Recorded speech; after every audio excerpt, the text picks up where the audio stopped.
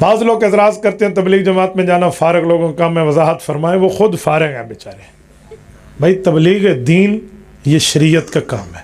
تبلیغ کا پتہ ہے مطلب کیا ہے؟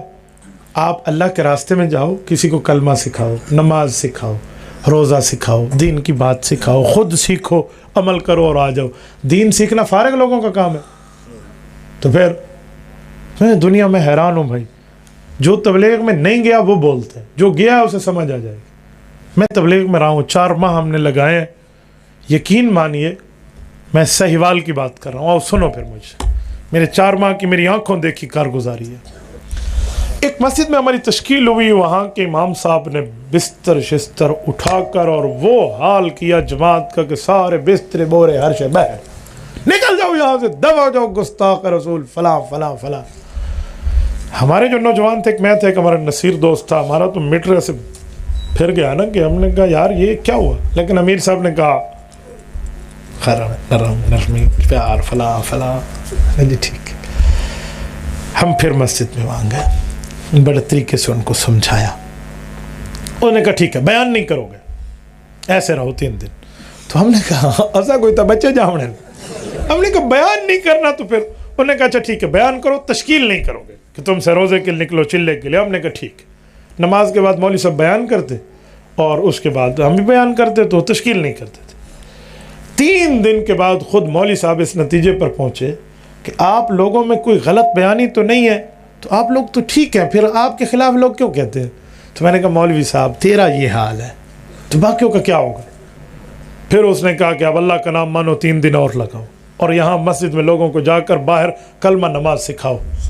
میں خود گیا ہوں، اب میں اپنی بات کر رہا ہوں، سنیے. میں خود گیا، ایک بوڑھے آدمی کے سامنے جب میں نے یہ لفظ کہا کہ چاچا جان آپ نے اور ہم نے کلمہ پڑھا ہے لا الہ الا اللہ محمد الرسول اللہ، اور اس کلمے میں آپ اور ہم نے اللہ سے وعدہ کیا اللہ تیرے احکام مانیں گے اور تیرے پاک پیغمبر کے طریقوں پہ چلیں گے.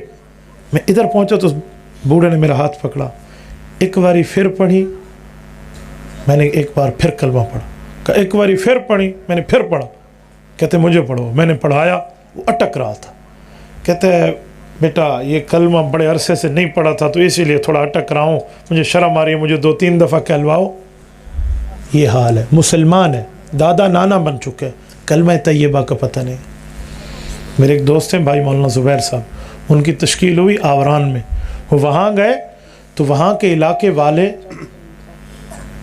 ایک مسجد میں ان کو لے گئے. ایک کتیا نے بچے دیے ہوئے تھے محراب کے اندر، مسجد میں نماز پڑھنے کے لیے کوئی نہیں آتا.